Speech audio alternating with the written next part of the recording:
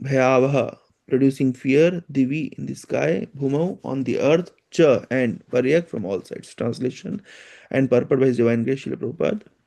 While all the people talked among themselves, Daksha saw dangerous omens from all sides, from earth and from sky. Purport. In this verse, Daksha has been described as Mahatma. The word Mahatma has been commented upon by different commentators in various manners. V. Raghavacharya has indicated that Mahatma means steady in heart. This is to say that Daksha was so strong hearted that even when his beloved daughter was prepared to lay down her life, he was steady and unshaken. But in spite of being so strong hearted, he was perturbed when he saw the various disturbances created by the gigantic black demon.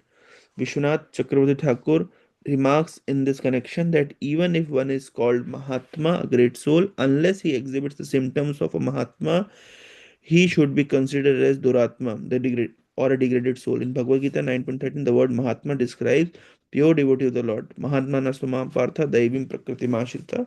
A Mahatma is always under the guidance of the internal energy, the Supreme Personality of Godhead, and thus, how could such a misbehaved person as Daksha be a Mahatma? A Mahatma is supposed to have all the good qualities of the demigods, and thus Daksha, lacking those qualities, could not be called a Mahatma. He should instead be called Duratma, a degraded soul.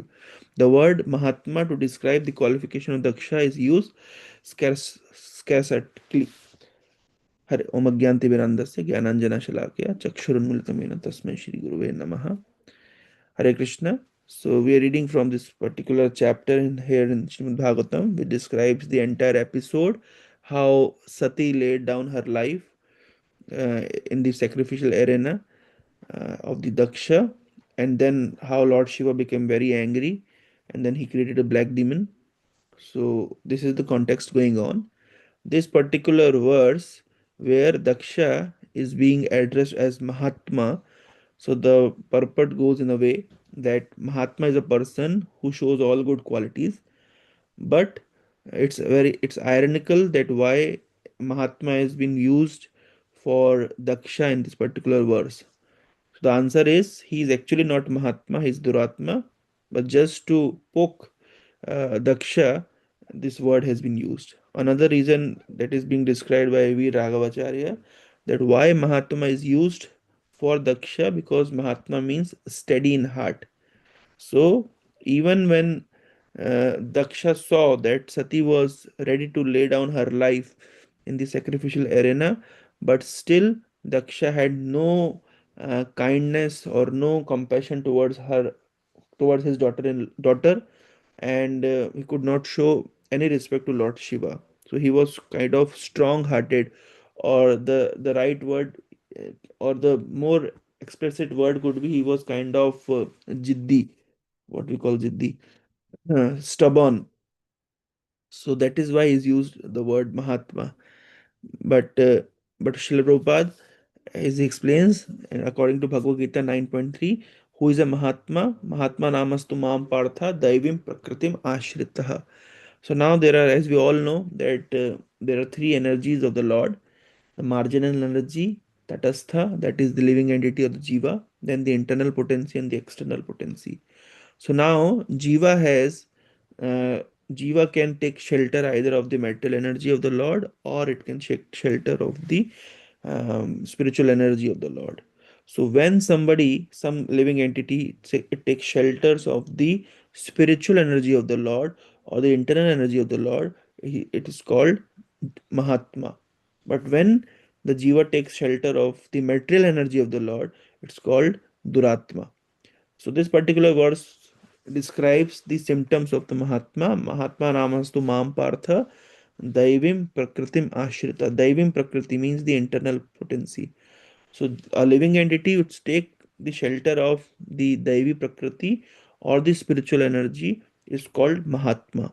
And then what are the activities of the Mahatma? Sometimes Srila Prabhupada used to comment, like we called Gandhiji as Mahatma Gandhi. But we see his entire life, he spent his life for politics. For He did fasting for political reasons. He The entire life was based on the political ventures. In fact, he used to keep Bhagavad Gita with him, but again, that was for the political benefit. But still, people call him Mahatma. But Prabhupada used to say no. A Mahatma is a person whose function is bhajanti ananya manasu, one who render on service to the Supreme Lord uh, without deviation is called Mahatma. So now uh, there is a very beautiful shloka which correlates this particular context. Is the prayers of one of the prayers offered by Dhruva Maharaj, one of the first prayers. Dhruva says, "Yo anta pravishya mama vacha imam prasuptam sanjeevayati akhil shakti dhara swadhamna." This word swadhamna also has the same import. It's called the internal potency or the antaranga shakti. So just like and this particular verse, what Dhruva is actually trying to say, that my dear Lord, my all of my senses were actually sleeping, but as I came in contact of your lordship, so all my senses have now uh, now they have woken up. Anta pravisham vacha imam prasuptam sanjeevayati. Sanjeevati means again my all my senses have come back to life. Hmm. So the two analogies are being used in our scriptures. One is called the dead sense analogy, another is called the impure sense analogy. So say for example, or sleeping sense analogy. So when somebody is in the mental energy, its senses are to be considered as either dead or either impure or sleeping. What does it mean? It means that somebody, when someone is not in Krishna consciousness, so their senses are being attracted by the impure substance that is called matter. Our eyes want to see something material, our ear wants to see something ear wants to hear something material, our tongue wants to taste something material. So in one sense, this one understanding, these senses are actually dead. Why? Because they are not able to perceive the spiritual objects. Or another sense, it is impure, because they are only perceiving material things, not perceiving spiritual things. But when somebody becomes a Mahatma, when somebody takes shelter of Swadhamana or the internal potency of the Lord, so then the senses are enlivened. Just like Dhruva Maharaj is saying in this verse, and my dear Lord, all of my senses were sleeping. Anyam chahasta charana shravana tvagadin prana namo bhagavate purushaya tubhyam. So all of my senses, either it's my mind, it's my hand, it's my legs, it's my ears, it's my the potency to speak something, all of them were actually sleeping. That means, or all of them were actually material. That means I was not able to capture, or I was not able to perceive the spiritual reality with my senses. But as my dear Lord, you appeared before me and you have touched your conch shell to my head, the conclusion of all the Vedas has become revealed in my heart, and now I am able to perceive the spiritual reality.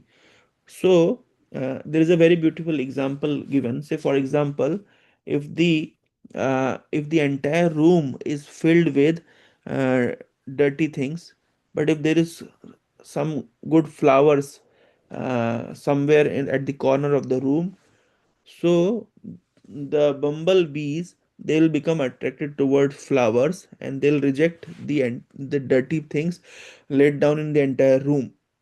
But say for example, the entire room is filled with good flowers, but in somewhere corner of the room there is some dirt, the housefly will become attracted towards the dirt. That means the nature of the housefly is to become attracted by the dirt, and the nature of the bumblebees are to become attracted by the nectar. Similarly, it's the nature of if somebody is in the material consciousness, if somebody is in the shelter of the material energy, if someone's minds and senses are not yet purified, and if in other words the senses are sleeping or senses are dead, so they'll only become attracted by the material objects.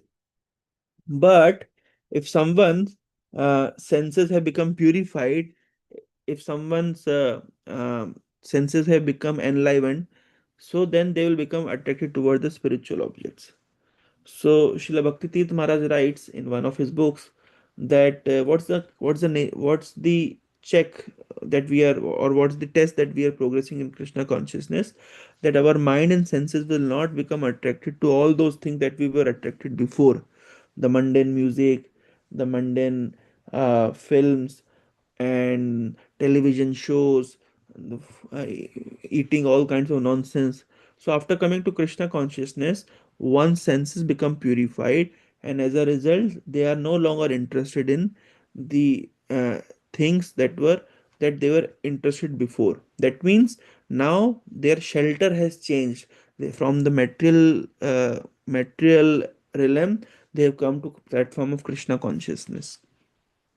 So that is how, because their senses have become purified. Another example we can quote is, say for example, uh, uh, iron is becoming attracted towards magnet, but we don't see brass or gold or copper becoming attracted toward magnet.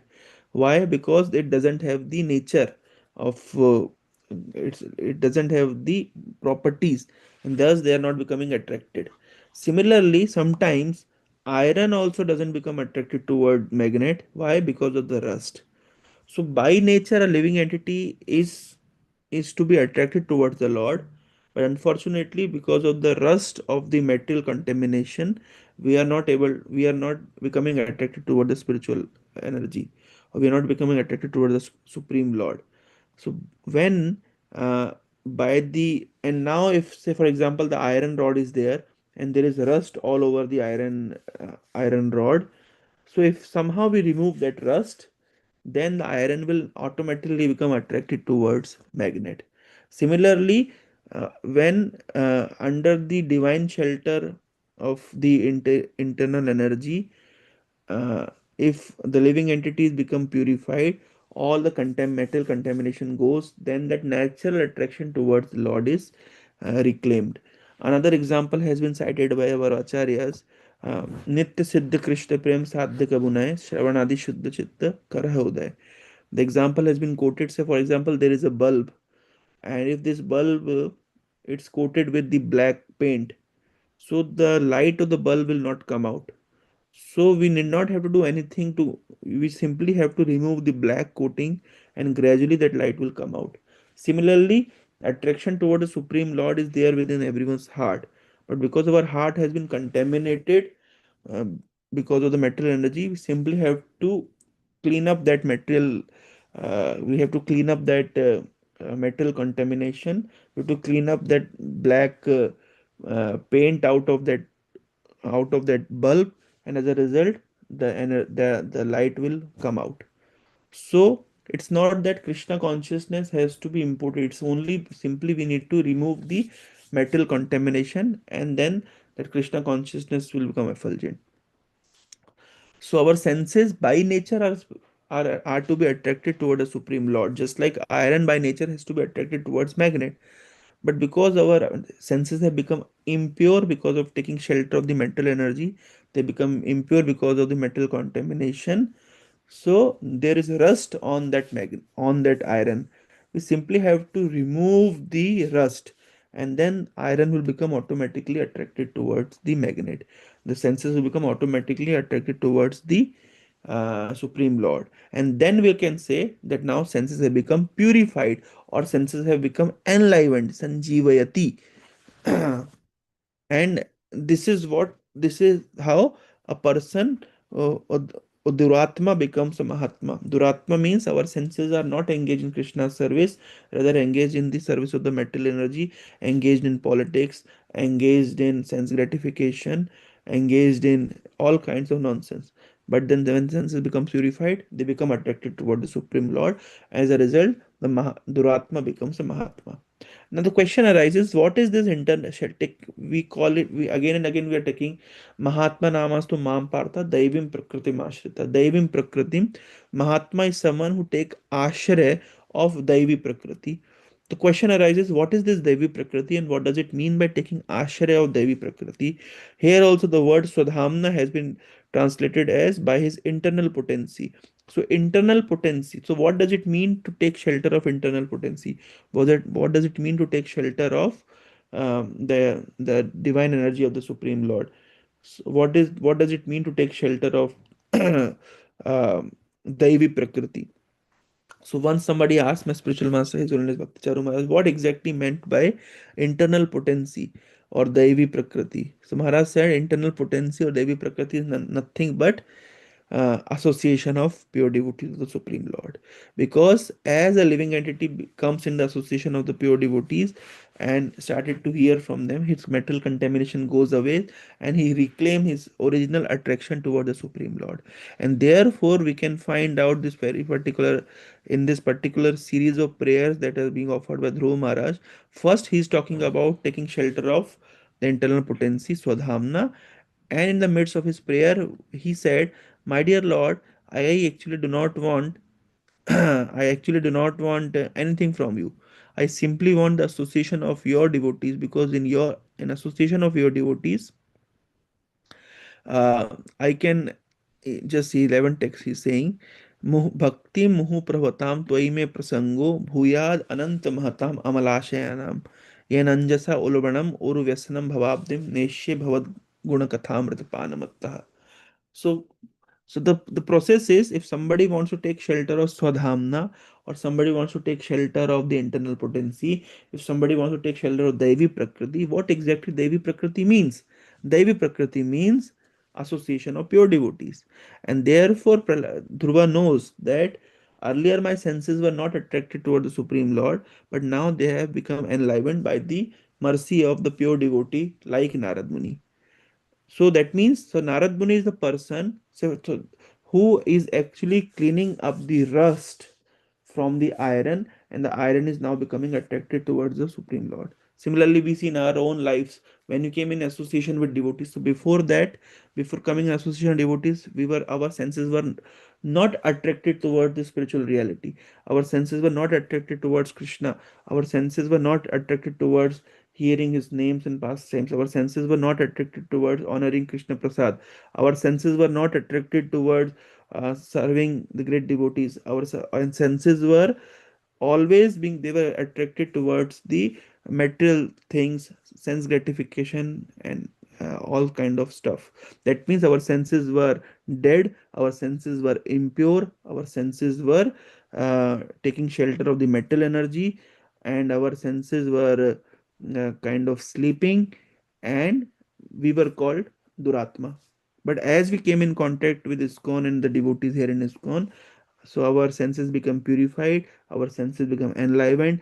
We started to take shelter of the divine Prakriti, and then any devotee in ISKCON can be called Mahatma. Why? Because their only duty is Bhajanti Ananya Manasu. So how it became, how a person transforms from Duratma to Mahatma by taking shelter of divine energy. And what does it mean to take shelter of divine energy? That means to take shelter of devotees. And therefore, Dhruva Maharaj is in this particular prayer, he is offering Bhakti Muhu Pravatam Toime Prasango. My dear Lord, is saying Bhaktim Muhu Pravatam. Dhruva Maharaj said, O unlimited Lord, kindly bless me so that I may associate with great devotees who engage in your transcendental loving service constantly as the waves of river constantly flow. So that is his prayer, because he know that here is the formula. Anybody who will take shelter of this particular formula, or anybody who will take help from this particular formula, association of great devotees, he will turn from Duratma to Mahatma. There is a beautiful words by King Rahugana. Gunaita tapasana jati. Rahu Gunaitat tapasa na jati. So, so this is again a very beautiful verse.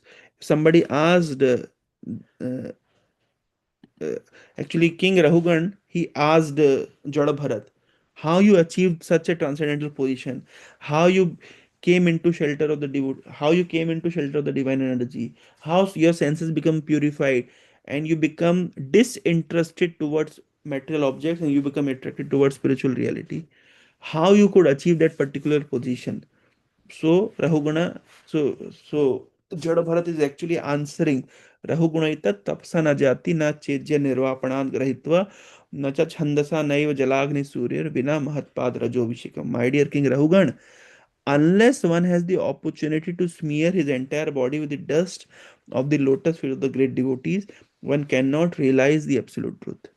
That means one cannot come to the spiritual platform, one cannot make his senses purified, one cannot take understand the spiritual reality.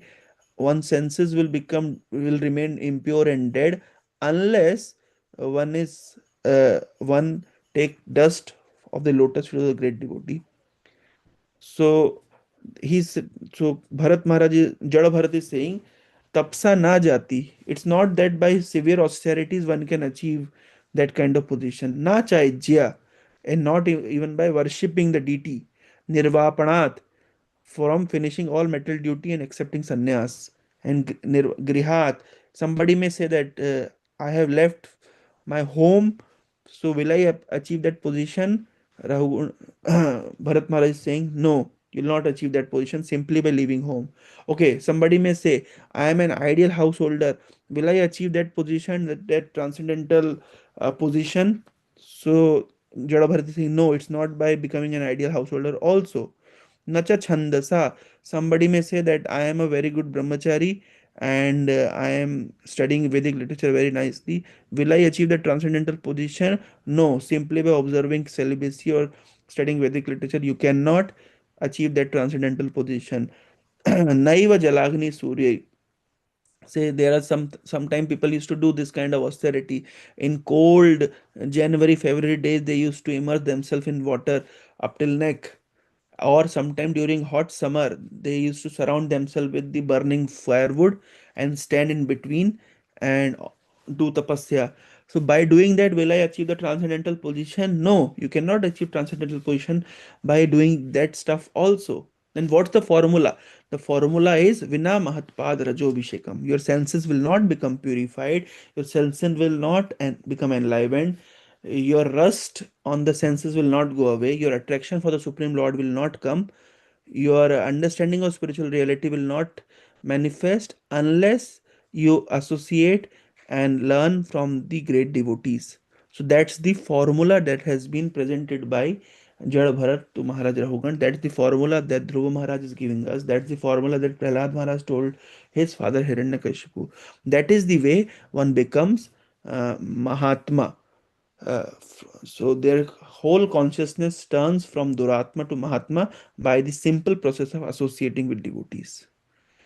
So that's the secret that has been revealed. So this particular verse is although scarcetically calling uh, uh, Daksha is Mahatma, but Prabhupada has used that Mahatma word to explain the entire concept. What exactly Mahatma is? Mahatma is not a person who is engaged in material activities, who is engaged in political things. Mahatma is a person whose only duty is the bhajanti ananya manaso. O son of Pritha, those who have not diluted the great soul under the protection of divine nature. Divine nature means association of great devotees. They are fully engaged in devotional service because they know me as a supreme personality of Godhead, original and inexhaustible. So that's the definition of Mahatma that Srila Prabhupada has quoted in this beautiful purport. Hare Krishna. Srila Prabhupada ki jai. Granthra Srimad Bhagavatam ki jai.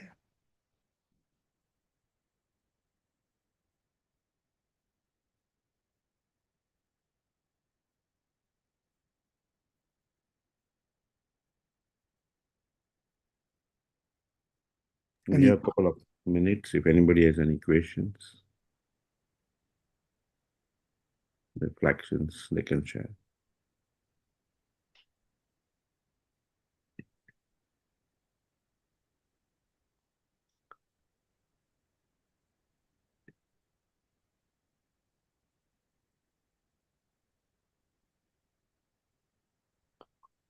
Okay.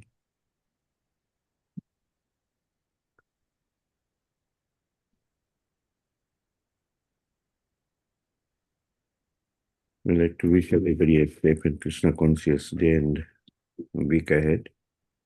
First of all, also we'd like to thank His Grace Tukaram Prabhu with a loud Haribol, Haribol, Haribol. Haribol.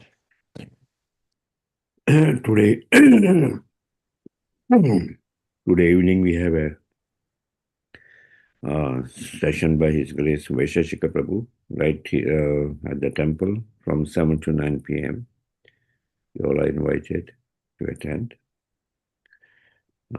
Yeah. Apart from that, we'd like to offer our prayers to the Supreme Lord by chanting Hare Krishna, Krishna Krishna, Hare Hare, Hare Rama, Rama Rama, Hare Hare. Hare Krishna, Krishna Krishna, Hare Hare. Hare Rama, Rama Rama, Hare Hare.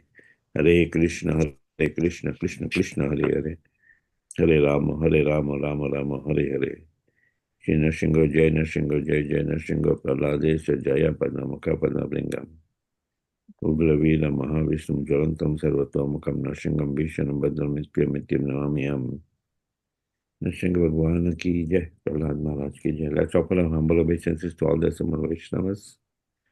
Vanchakalpatarubhayascha kripa sindhu bhayaivacha patitanam pavane bhayo Vaishnave bhayo namo namaha. Vaishnavrinda ki Jai. Jai. ग्रंथराज Shrimad Bhagavatam की जय, शिला प्रभुपाद की जय, गौर प्रेमानंदे, Hari Hari Hari Hari. Hari Bol.